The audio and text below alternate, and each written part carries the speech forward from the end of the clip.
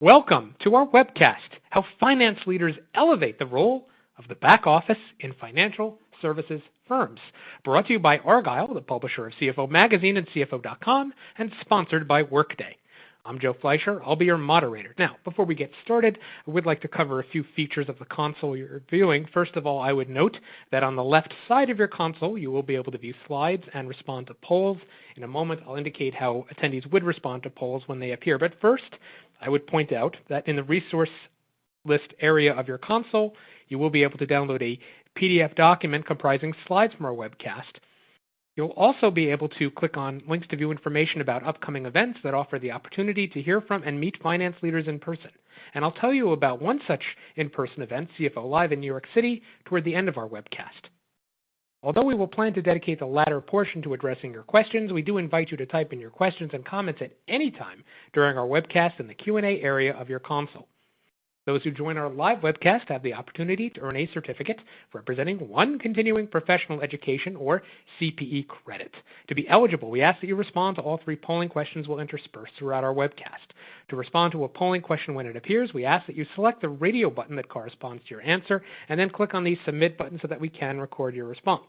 After we pose our last polling question during our webcast, if you have answered all three polling questions and are therefore eligible to receive credit, you will be able to click on an icon to download the certificate. That icon will be located in the certification section of your console.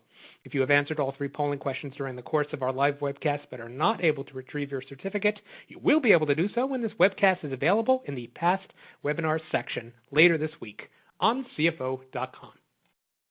I'd like to tell you about our distinguished guests who are joining us, and they are Jerry Silva, Research Director with IDC Financial Insights, and Chris Artemenko, Strategic Advisor, Financial Services Industry with Workday. And some quick background, Jerry is the Research Director for IDC Financial Insights, where he's responsible for the global retail banking practice.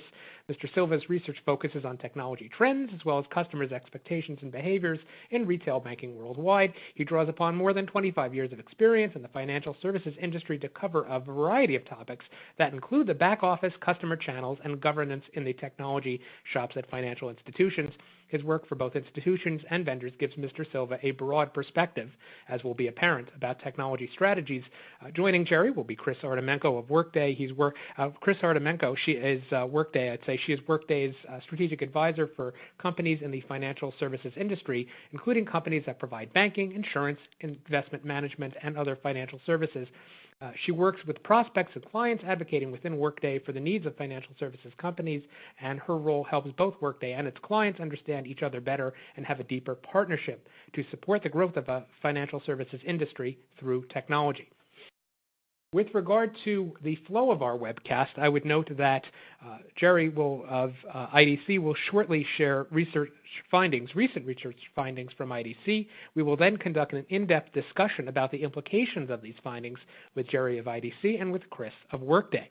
Before we hear from Jerry of IDC, I'd like to pose the first of our polling questions from attendees. I would note that at the end of our webcast, we will address topical questions from attendees. But before we begin Jerry's presentation on industry perspectives, I'd like to pose the first of our three polling questions we'll pose to attendees. Our first polling question asks attendees to indicate the extent to which you agree or disagree with the statement that digital transformation is a top investment priority for your company. What you are welcome to do is select the radio button that corresponds to your answer and then click on the submit button so that we can record your response. From top to bottom, the choices are strongly agree, disagree, strongly disagree, or I don't know. After you select the radio button that corresponds to your answer, we do ask that you click on the submit button so that we can record your response. Once again, we do ask that you select one of the choices we've indicated, and after you do so, click on the submit button so that we can record the extent to which you agree or disagree with the statement that digital transformation is a top investment priority for your company. We'll give attendees just a few more seconds to respond. We'll then reveal and summarize how you have responded. And what we can see already is among respondents, more than 77%, or 7 out of 9 respondents at the very least agree, and about 22% strongly agree. Now, I'd acknowledge that about 10% disagree. Perhaps even more telling, about 13% don't know. And so with that in mind, I think it would be helpful to provide some context. And at this stage, it is now my pleasure to turn the floor over to Jerry of IDC. Please give a warm welcome to him. Thank you very much. Thank you, Joe, and thanks everyone for joining us. It's interesting, in the 3 or 4 years that we've been tracking digital transformation and the attitudes towards digital transformation in banks worldwide, those numbers really agree with what we've been finding. But what the surprising thing has been is how fast banks are taking up digital transformation initiatives. So 3 or 4 years ago, the numbers were down around 80% of banks thought it was important. And in our last survey, it was low 90s, if not 95% of institutions who said, yes, we're actually actively working on digital transformation. So with that, I do want to take you back because I think it's important. Whenever I talk about digital transformation, I think it's important to give you a brief history of banking. And for you bankers out there, you'll understand where I'm coming from here. But this sets up the context for what we're going through today, why we have the attitudes today, why digital transformation is important. So if you go back to 2008, 2009, the economic meltdown affected everyone worldwide. To a lesser extent in Asia Pacific, just because their governance and risk management practices were able to cushion a lot of that blow better than North America or Europe or Latin America. But one of the biggest things that happened was consumer trust and loyalty in banking worldwide dropped precipitously. And depending on the country, some countries were as much as dropping 65%, some were only 40%, but it averaged about 50% worldwide.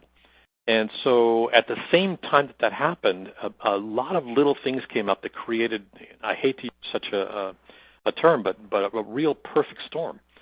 So at the same time that this is happening, all of a sudden consumers have better devices in their hands that are much more capable. And I remember back in the year 2000 when the first generation of mobile banking came up, it was underpowered, there wasn't enough bandwidth. But now we had the bandwidth, we had the better mobile devices. I think that kind of led to the entire industry of fintech. So a lot of competitors out there with point solutions that were able to handle the consumer expectations better on mobile devices. And because of the meltdown, you have increased regulation now in the entire banking industry, again, worldwide. This was all bad news for the banks who were barely able to keep up with what had happened immediately after the crisis. And so you've got this perfect storm. And how that's affected us today and since then is that banks have really been focusing on, for the most part, up until a year or two ago, on the front office, on what's happening with the consumer. Can we offer them better mobile experiences? Can we start fulfilling their expectations? Are fintechs really that much of a competitive threat to us? That's only taken us so far, though. And so at some point over the last year or two, we've started running into problems with the back office. And this is where I want to spend the bulk of my time. So the bank's response since then, front office, how do we improve the customer experience? And what you see there on those bars, those arrows pointing to the right, are kind of the relative importance, the relative amount of investments that have gone into there, and the relative progress that we've made in those areas. So we've done quite a bit as an industry in improving the customer experience, doing better on mobile, putting out chatbots and things like that. I'm going to skip products and processes for a second. Infrastructure, that hurdle that we ran across was we could only do so much to improve the consumer experience. The back office had some real challenges around legacy architectures, legacy systems, like I said before, increased compliance that were hindering a lot of those things. This is where you see a lot of the progress today. On the product side, we're making some headway there as well, trying to compete, particularly in lending and payments markets, competing against those fintechs, if not partnering with them, which I think is an important distinction to bring out as well. Processes right now seems to be the final component that we still haven't addressed to our satisfaction yet. Automation is starting to make its way, but not quite there completely. A lot of banks are looking at things like RPA and AI to help improve processes around lending origination and so on. Now, the thing that's kind of stopping this from happening faster than it is just the budget. The banks that I talk to, when I ask them about, where's the money going, 40 and in some cases 50% of their IT budgets are going to compliance, risk, and security. Another 40 to 45% is going to keeping the lights on, day-to-day operations. That leaves very little, in some cases less than 10%, as high as 15% of available IT budget for transformational initiatives. So there's not a whole lot there. So I really, you really can't blame institutions for not being able to move faster than they have been. But they are doing some things to help that, to become faster, become more agile. And this is where digital transformation comes in. Now, when IDC describes digital transformation, if you just read the definition here, this is not a technology initiative. This is not a technology strategy. This has to do around enabling the business to become much more agile, to become much more innovative, to blend, to be able to go out and blend experiences, whether it's digital or physical. So branch, for example, is still a very high initiative for most retail banks that we talk to. And then, improving the operational efficiencies in order to make the bank more agile. Now, I said this is not a technology strategy. It's not. It does rely on some technologies that we've listed there that IDC calls the third platform. And so those are things around mobility, social, big data and analytics, and cloud. And then around that are technologies that we call innovation accelerators. So how do we get adoption of cloud, for example, to accelerate? And in banking specifically, we don't use all of those necessarily, but certainly in banking, it's around next-gen security. AR/VR is an interesting one. A lot of banks have been playing with that in the branch. Cognitive AI, machine learning. So these are the technologies that are going to be supporting digital transformation going forward. So when we run surveys and talk to institutions about where their investment priorities are today, these are some of the guidelines that we're given. So definitely digital banking. The consumer is still very important. Mobile banking, conversational banking, chat. We think voice and chat. I can't count the number of times I've seen demos in the past 12 months around Alexa banking, for example. So we think that's going to be very, very big. And then AI-assisted customer service. How do you get all of the experience that the customers had, as well as all the data that you have on the customer and data that you might be able to bring from externally, and how do you use that along with AI to help your branch people, to help your contact center people. So in terms of digital banking, this is where the investment priorities happen to be. Now, again, I mentioned that the back office has to kind of keep up. And so here we talk about legacy modernization.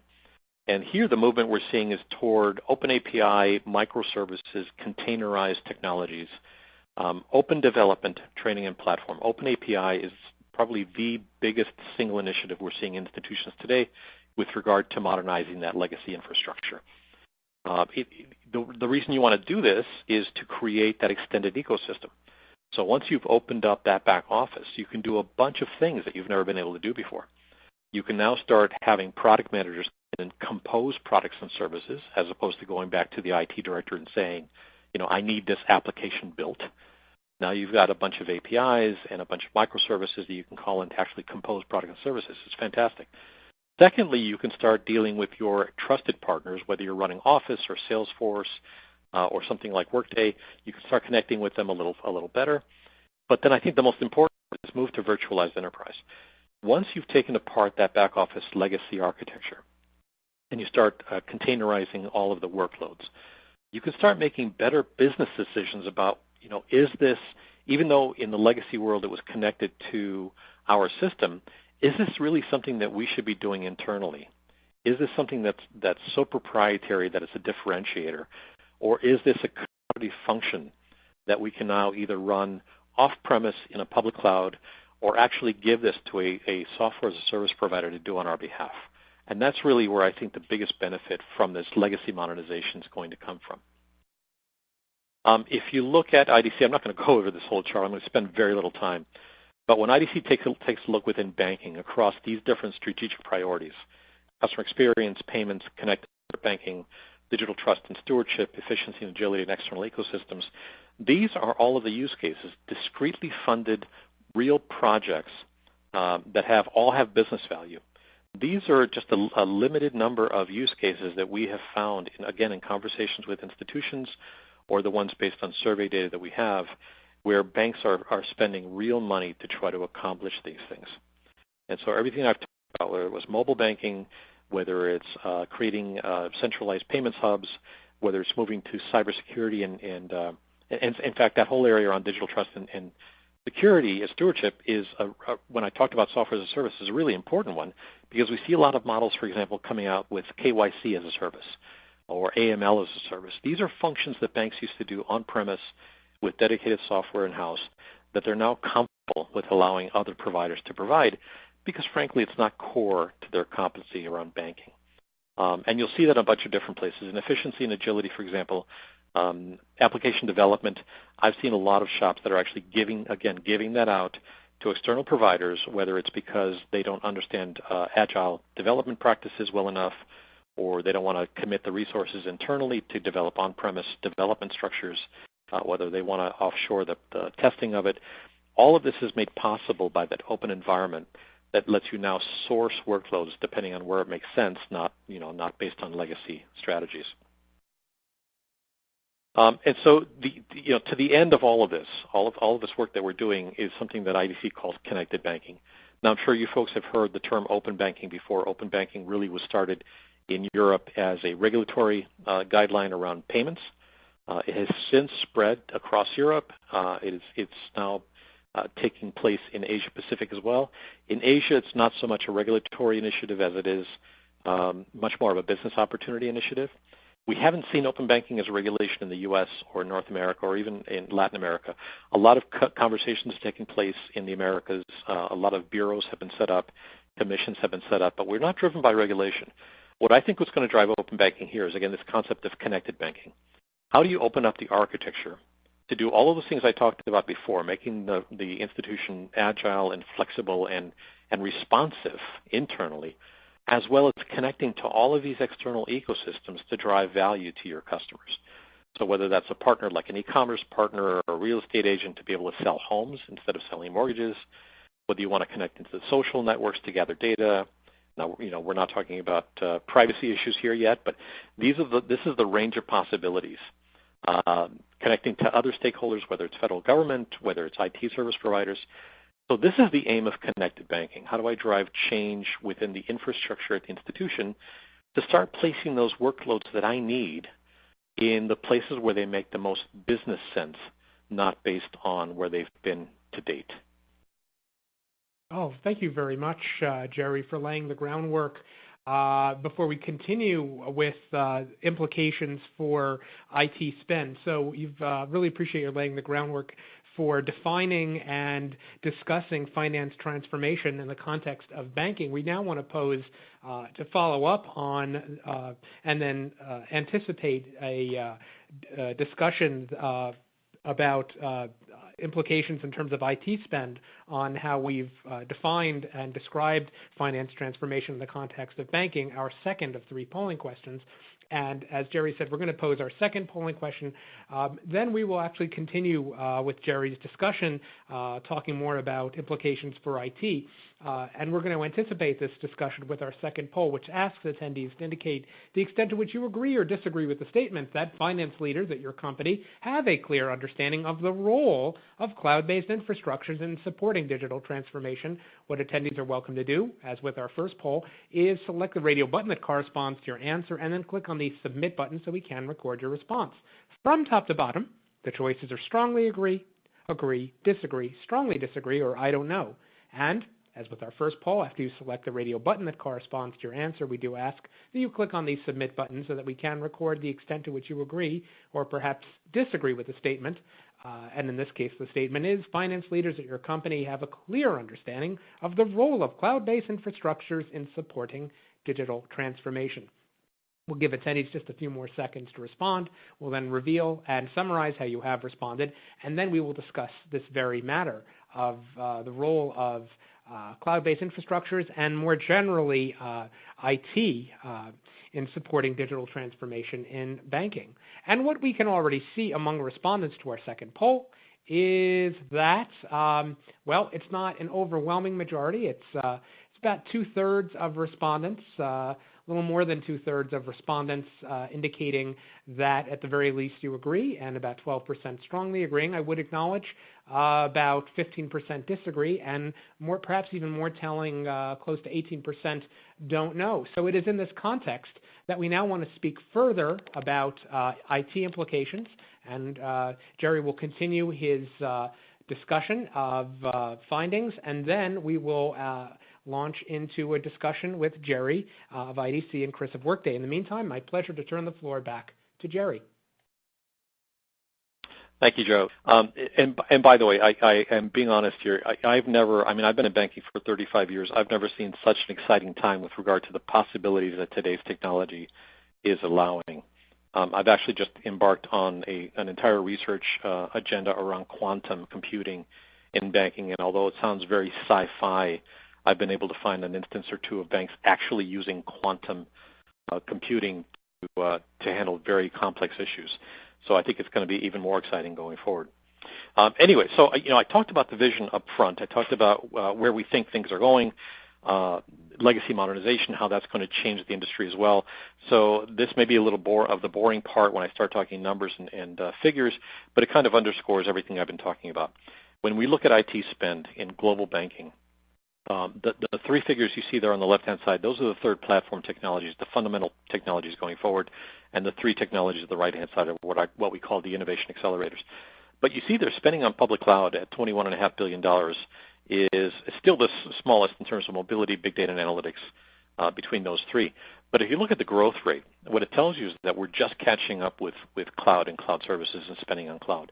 So even though right now, mobility we've been spending money on forever and ever, big data and analytics has been something we've been spending money on for a long, long time, but cloud is really, really taking off, and it's growing almost 23% annually, and we see that going forward for the next 5 years.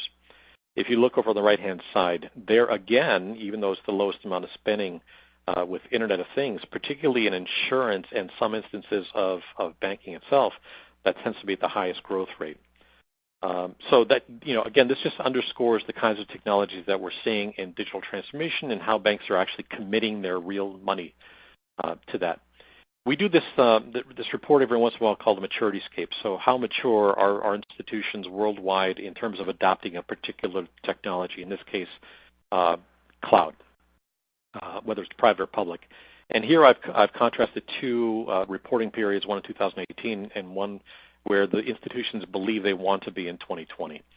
And I won't go through all of the five levels here, levels of adoption, but essentially the ad hoc institutions are the ones who are always reactive.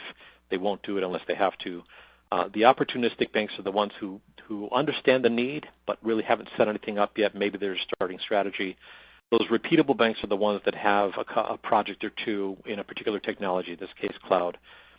In the managed group, these are the banks who have taken advantage to cloud to the extent that where they're actually becoming a little innovative when it comes to cloud services.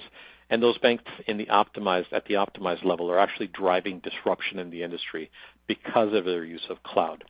And so here, again, the institutions themselves are underscoring how important they think cloud is by saying, yeah, by 2020, half the banks say we want to be in that stage where we can disrupt industry, or at least respond to disruption through the use of cloud services. This is something I just put this on LinkedIn, as a matter of fact, and I've had to recheck the numbers a bunch of times because this is the statistic that's surprised me the most in the last couple of weeks. So this is based on the same survey we run every year. We ran this last year, and we just finished running it in April of 2019, where we asked the question, how much of your IT budget is being spent on these three deployment models? And the result is surprising. I mean, it's almost unreal. So last year, those banks said that about 18% of their IT budget was spent around public cloud services, particularly public cloud. 44% was on non-cloud, so on-premise, as things have always been. This past April, they responded and said their IT budget jumped up to 43% of their IT budget now being spent on initiatives surrounding public cloud. Now, that could be, again, initiatives around modernizing applications to be able to run on public cloud, or actually investing in public cloud services. Again, buying a KYC as a service, or buying an AML as a service, or buying mortgage compliance as a service. So it's all the SaaS applications as well. But that's an astonishing leap from last year in terms of banks' commitments to cloud. And here we actually break down, where are you in terms of using public cloud solutions versus private cloud solutions. And you can see that they're both growing. And the majority of institutions, 65% in the case of public cloud and then 73% in the case of private cloud, the majority of institutions are using those clouds for more than one or two small workloads. And then finally, when we look at the IT levels, we can see that when you're looking at investments in either private or public cloud, which represents the top 2/3 or so of that graph, versus the last two, which are traditional outsourced applications or traditional in-house IT, every other area is increasing in their spending allocation except for the on-premise or traditional outsourced IT. So, these facts are, again, just emphasizing how important public cloud and private cloud has been. Now, early on I talked about digital transformation and how that's important. We run the same kind of maturity model, not only against cloud itself, but across the board for all digital transformation, using the same kinds of levels of adoption. We call them here, in this case, digital resistor, all the way through disruptor. So you can see where this is this is North America. So you can see where the banks have placed themselves on that curve. So, typical bell curve, a lot of institutions are right smack in the middle, but it's growing every year. And we've got 8% of the banks that responded consider themselves disruptors today. When we asked them what the objectives were for digital transformation, they talked about, the typical things: improving customer experience, we've noticed since 2008, competitive advantage, building new partnerships with suppliers. That's very important because that goes to that external ecosystem I talked about. The second one there, create new business models, that also goes to that external ecosystem. How can I start relying on external vendors, external providers of either value or data or workloads to improve my own business? And so, I'll leave you with these couple of thoughts here. What does it take to be successful?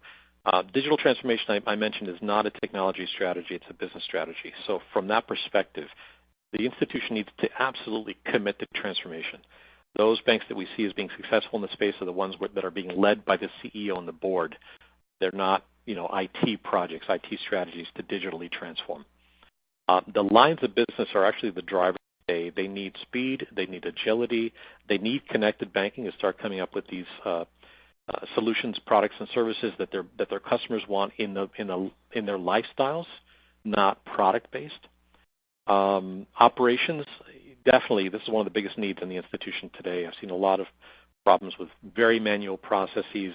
This is, by the way, this is the area where banks are fearful of people like Quicken and Rocket Mortgage. A bank cannot compete against those two companies, or it's actually one company, if it takes you 2 weeks to come back with a decision on a mortgage loan. So there's a lot of help that needs to be done there. And then in IT, creating that virtual enterprise that doesn't look at workloads and say, well, this has to be on-premise for whatever reason, technology reason, this has to be on-premise in our own data center controlled by us. Now start looking at where does it make the most sense to drive this kind of change. And so, banks should go back to focusing on strengths. What's the core competency? You need to rethink the traditional solutions. Again, just because we've always done it this way doesn't mean we should go forward doing this way. And in many cases, it won't make sense to go forward doing things the way you have. Embracing open. Absolutely, from a technology perspective, making sure that the entire architecture is open, and so that you can right source those workloads wherever they need to be. And then encouraging the cultural collaboration. Again, not only within the institution itself, but being open to partnerships and making sure that you're driving value. At the end of the day, it's all about the customer. So make sure you're driving value to the customer, regardless of where the source of that value is coming from. So with that, Joe, I'm going to turn it back over to you, and thank you. Oh, thank you so much, Jerry, and I really appreciate your sharing the findings and their implications. And this is a great opportunity now to begin our discussion with Jerry of IDC and Chris of Workday. First question I want to pose, starting with Jerry of IDC and then Workday, based on the research you've shared, and perhaps this is a helpful opportunity for our audience to summarize. Jerry and then Chris, among banks, how has the role of and expectations for the back office evolved in recent years? Yes, I think that's it's the whole story since the economic crisis. It was easy to come up with a new mobile banking application to make the customer feel a little better about themselves, because you could just buy that kind of stuff off the shelf. You ran into problems when all of a sudden the back office, the core banking system or some other system, a lending application system, for example, couldn't be any better than it was because you weren't addressing very fundamental technology issues. So I think that's what's at least in the last 5 years, is the role of infrastructure, the role of that back office has become much more important. And this is where we see, particularly the larger institutions and the regionals and the super regionals, we see them driving toward doing their own changes, transforming, modernizing their own legacy systems, whereas the smaller community banks are putting a lot of pressure on their core banking providers to make those same kinds of changes. Cloud is a really great example. We see pressure on companies like FIS, Fiserv, and Temenos and everyone else to go to the cloud. It's just, it's a lot more agile, it's a lot more flexible, it's a lot faster to get changes implemented. And so I think, that whole back office has been absolutely driven by the crisis, and I think it's just good news from here on out. Thank you, Jerry. What have you seen regarding the evolution of the back office, and specifically in banks? Well, it's interesting because, I really am a back office person. I spent most of my career there. And, of course, we've always had high expectations and too many manual processes, too much Excel, too much late nights and weekends. And it is interesting that the back office, I feel sometimes, has been left behind. We needed to focus on the customer-facing systems. We needed that for the crisis and the choices that people have today. And sometimes I feel that back office, even though the expectations in the role is more critical, we haven't gotten the technology support.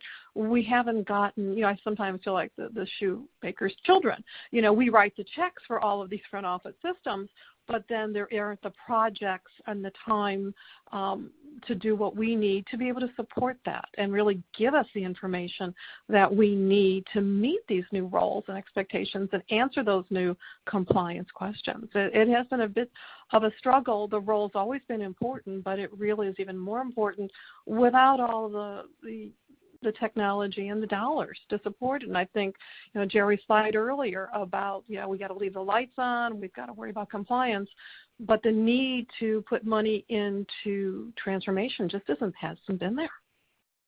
Well, you're talking, a thought occurred to me, because I ran technical support for a mainframe operation as well at the bank when I worked there 30 years ago. I think the expectation in the past has always been you have to run reliably and you have to run securely. Right, it was always about 24/7, and you have to make sure the bank is open in the morning, make sure the batch job runs, finishes at night. And I think we've had to shift now between being reliable and secure, and add to that. I'm not saying taking away, but add to that agility and flexibility. And I think the thing that hangs up most of the banks is they think by moving to an open architecture, moving to cloud infrastructure or virtual infrastructure, they think they have to give that up. And the last conversation I had with a room full of CIOs, they said, we understand that cloud providers can actually provide better security than we can. And the whole idea of resiliency is better in a cloud architecture. So I think, for me, that's the biggest message I would tell a bank is don't think you have to give up on the reliability and security aspects of your operations by considering cloud. It's actually going to get better once it's there. And I know, Joe's got a lot more questions for us, but I've heard that too. Actually, clients, Workday is a cloud-based system, and saying, we can put all the money we want into security, and we don't have enough that maybe a larger bank does. But more important, we've got 2,700 sets of eyes with the Workday, cloud out there looking at this. There's no way any one company can do that. I mean, there's a lot of benefit within that. Exactly. Exactly, yeah. Oh, thank you. And Joe, I want to have one more question. I know you've got another question. Sure, absolutely. That's okay. The people. We've talked about the fintechs and the impact on the customer, but I always feel that it is just the talent that a bank's able to get today. Given that a 21-year-old, 25-year-old today, think about they were 10 to 15, those formative years of what do you want to be when you grow up, and the impact on their family life, maybe losing cars, homes, dad losing his job, mom saying we've got to move so I get this new job, and blaming the banks, as you said. I mean, they took a lot of grief on this. Being a banker today, even in the technology world or even in the front office or the back office, isn't, we find that isn't the first choice or second or third or fifth. And at the very time banks need the talent, they've got this cloud, no pun intended, over their head from saying, they're the used car salesman of the 21st century kind of thing. Yeah, one of the bankers told me, I said, college kids don't want to work for banks anymore, and he said they don't even want to work for Google or Apple anymore. They all want to be entrepreneurs and start their own little fintechs.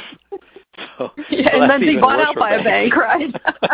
Exactly. Exactly. Well, returning to thank you, Chris and Jerry. Returning to challenges, and we'll get to positive developments as well. But returning to challenges, I'd like to return to you, Jerry, actually, and then Chris. To what extent have banks encountered challenges? We've already talked about some with enabling back office workforces to maintain the same ease of access or perhaps standard of access to data that banks' customers have come to expect. Starting with Jerry and then Chris, what have you observed? They've not done much. I have to be honest here.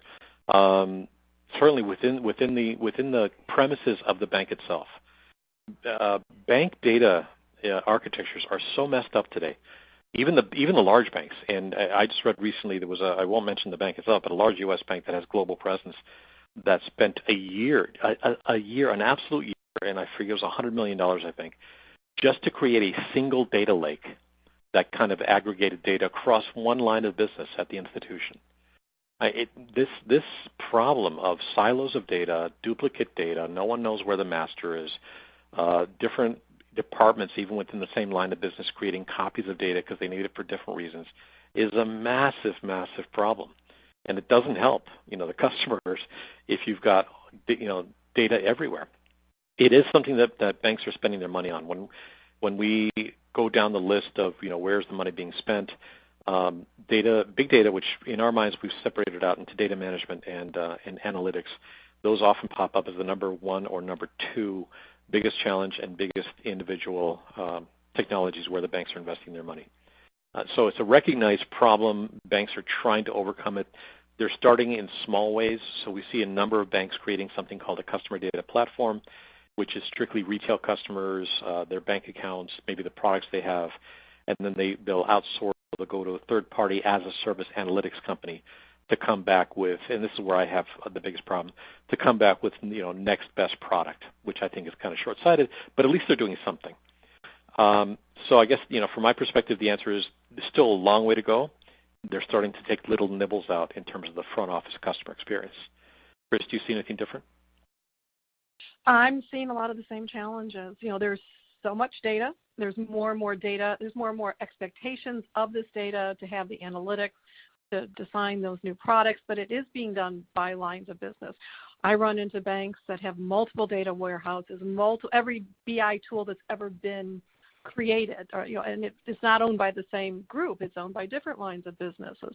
They're moving data. I once had an IT person tell me that if she had to move one more data to another system, another line of business, they weren't going to be opening their days, the branches on time, because it's not. So they really, it's important to have that front office look and the view, and that's what the customer expects.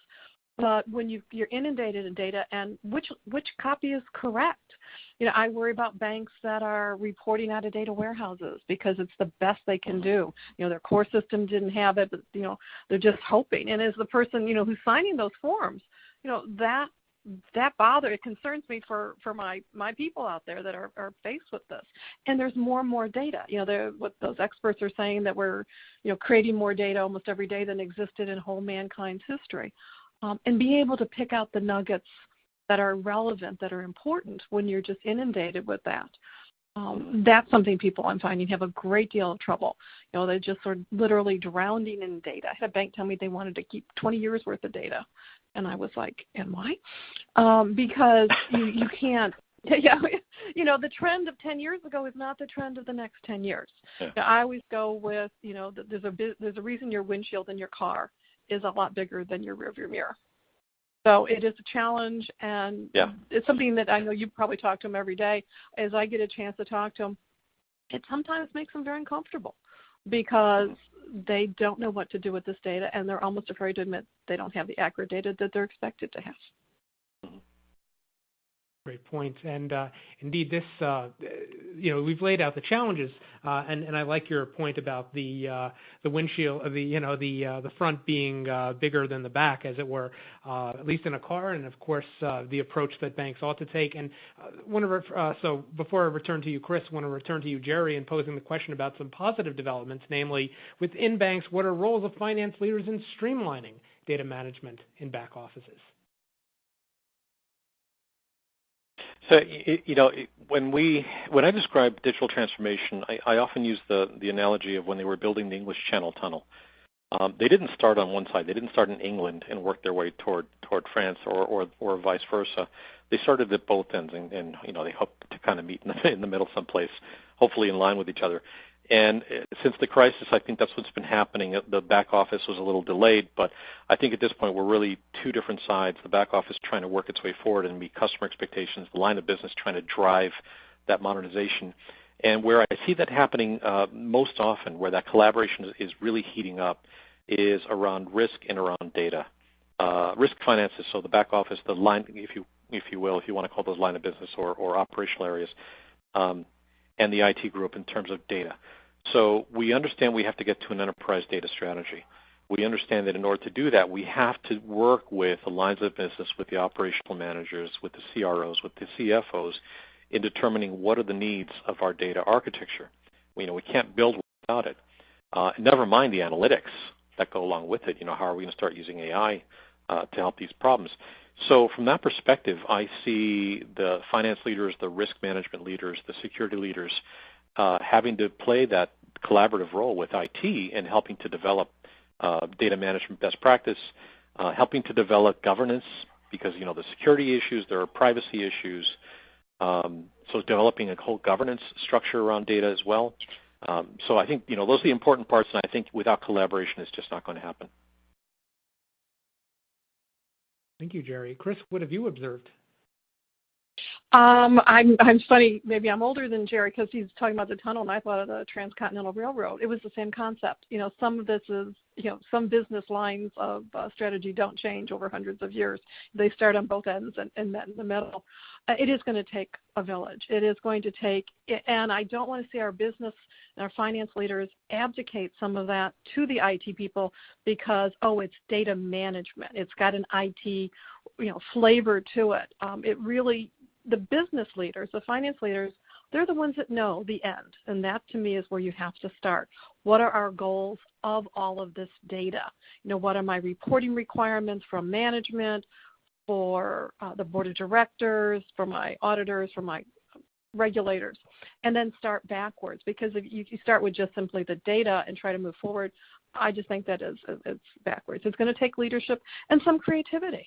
As I mentioned earlier, deciding what data is critical, what data needs to be consistent, and whatever you decide today, knowing that the change is going to be there tomorrow. You can't put it and etch it in stone if it's with your chart of accounts or your internal processes or your project management, because if we have heard anything over the last 10, 20 years, is that change is the one constant. So we've got to have something that's flexible and agile in our data management. I was thinking they really need to be a little bit more proactive. Banks, we do tweak as a banker. I think we tend to be a little bit more reactive, and I think some of those statistics that Jerry pointed out earlier kind of bear that out. We do need to be more proactive. Certainly if the industry is going to survive, some of those fintechs and the regulators out there, and the customers. Customers have so many more choices today.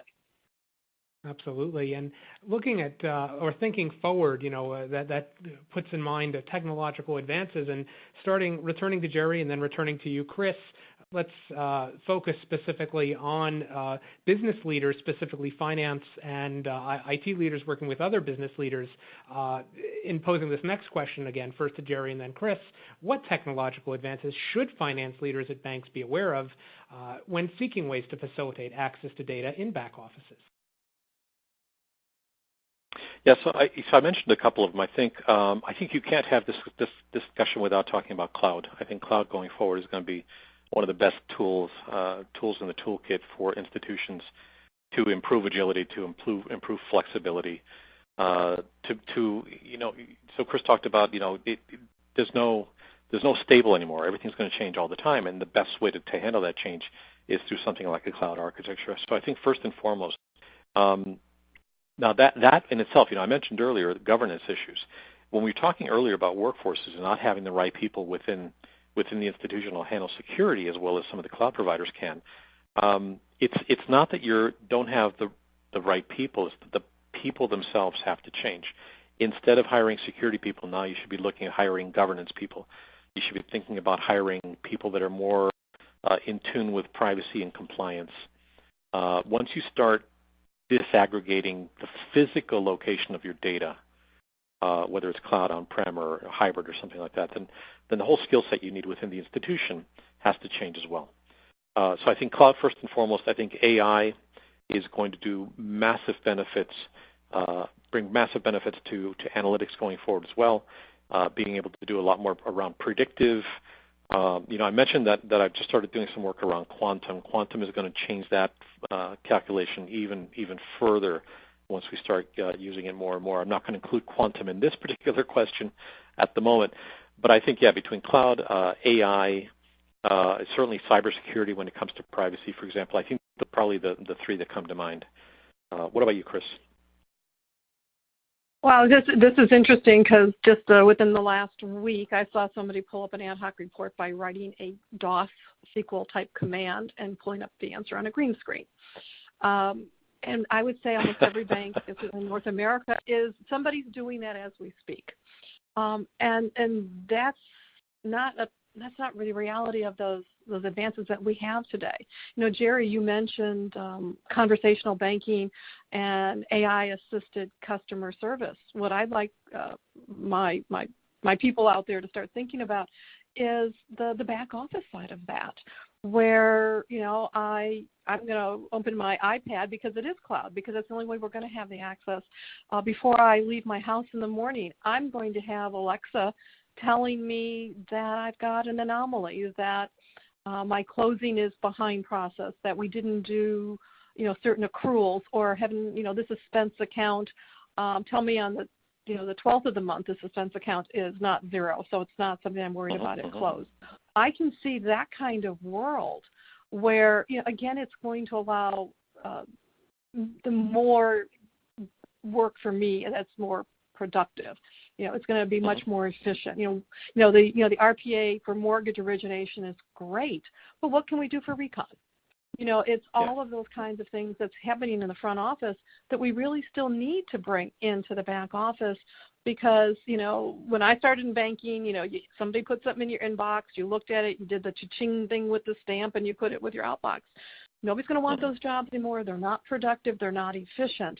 And what I find is they're not using the technology. Somehow it's almost like there's that wall between front office and back office where the technology lives in the front, but it doesn't live in the back where it should, or at least be comparable, because, we need more data analytics. We don't need more data.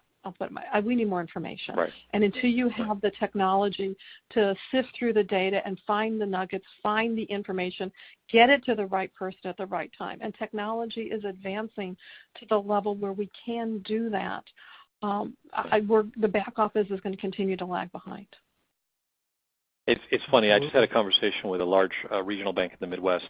It was kind of a sandboxing. They were talking about their treasury customers, their corporate customers. And we were talking about Alexa at the time, and I said, I see a time where a corporate treasurer, and you can apply this equally as well to a CFO at an institution, wakes up in the morning, and as they're getting ready for work, they say, Alexa, what's my position today? And Alexa comes back and says, well, you've got these 5 accounts. One of them is going to go in the red by noon. These are the 3 different things we can do to prevent that. And the treasurer says, okay, so move this much money from account A to account B. And Alexa commits the transaction, and then you're done. I mean, before you even get into the office, you're done. Now that, one of my favorite quotes is, any sufficiently advanced technology is indistinguishable from magic. That was an Arthur C. Clarke quote. And I love that because, what seems so simple in the front needs so much infrastructure in the back office to make it work. And in that case of Alexa, we are talking about cloud. The Alexa stuff is easy. Natural language processing, all that stuff is kind of relatively easy. It's the cloud part of it. It's the data management. It's the analytics and the AI that went behind that. All of that taking place in the back office. Right. And if you're afraid to move the data out of the closets, those where the servers are living, you're not going to have the ability to do that machine learning and analysis that can be done by machines much better than humans. We're still making gut reactions to the data that we have, but to have the trends there, and then what good is that trend unless you can help me predict? And that's where I like your story there. That's exactly what only reason I want all of this information is to make a better future business decision and to have that input. It doesn't mean that I'm going to say, do what you just said. I recognize there is a human element in it. Yeah, Jerry's going to call me at 10 o'clock in the morning, and I know that's going to change the position, so I'm not going to move the data. So where the human part of us is still needed. But to have that information, to have that analysis is the way the world is going. And banks need to be able to do that because that's the level of expectation to start what we did was of the customer. And the customer will find an organization that will support their banking needs if the local bank isn't doing it. Absolutely. And actually this leads to last question I wanted to pose to you, Chris, starting with Jerry once again and then back to you, Chris. How can a finance leader, to return to the broad topic of finance transformation and then bring it back around to banks specifically, how can a finance leader at a bank, and we've talked about this earlier, collaborate effectively with other senior executives to identify and develop capabilities, not only technological, but capabilities that, throughout an organization that elevate the role of the finance function? Returning to Jerry and then Chris. Yeah, that's not an easy one. I mean, it depends on the bank. It depends on the organization within the bank. I've talked to banks just in the last 18 months or so where they don't even want to talk about transformation. They think everything's hunky-dory, and I wish them well, and I walk out the door again. And then I've talked to banks that are very culturally aware of what they need to get done and how to work collaboratively within the institution. So it really varies. The only thing I could say, and I mentioned this during my closing remarks, is in most cases it starts at the top. It has to start with the CEO. It has to start with the board and their recognition that things have to change if they want to survive. And from there, maybe my next piece of advice would be to seek out win-win situations where it's not just about maybe finance, depending on who you're collaborating with, whether it's the line of business or whether it's IT, find solutions that fit not only finance but go into the greater good of enterprise-wide solutions. I don't know. It's a tough one. Chris, what have you seen with your customers? Yeah, it is harder. I see some.